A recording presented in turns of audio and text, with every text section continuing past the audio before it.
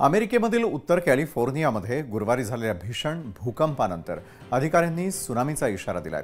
US geological सर्व्हेनुसार Oregon या सीमेजवळील हॅम्बॉल्ट काउंटीमधील फर्डेल या छोट्या शहराच्या पश्चिमेला सकाळी 10:44 पहिल्यांदा भूकंपाचे धक्के जाणवले।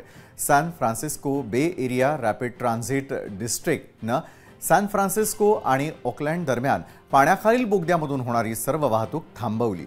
या भूकंपाची तीव्रता ही 7 रिश्टर स्केल इतकी होती।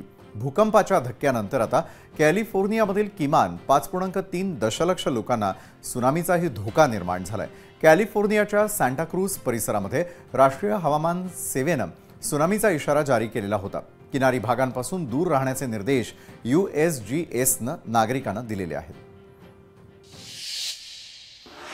तर भूकंप नेमका का होतो यावरती आपण आता एक नजर टाकणार आहोत। त्या संदर्भातले काही मुद्दे देखील आपण समजावून घेणार आहोत। तर भूकंप होण्याची कारण पृथ्वीच्या आत 7 टेक्टोनिक प्लेट्स आहेत।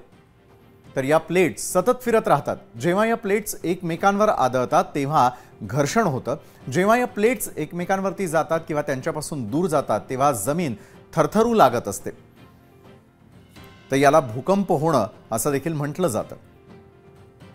भूकंप मोजण्यासाठी रिश्टर स्केलचा वापर केला जातो। रिश्टर तीव्रता ही स्केल 1 ते 9 अशापर्यंत त्या ठिकाणी त्याचं मोजमाप केलं जातं।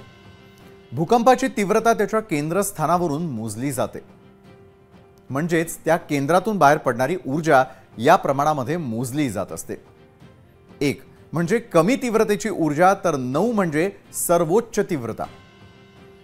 तर रिश्टर स्केलवरची तीव्रता 7 असेल तर त्याच्या सभोवतालच्या 40 किलोमीटरच्या त्रिज्येमध्ये भूकंपाचे जोरदार धक्के बसत असतात।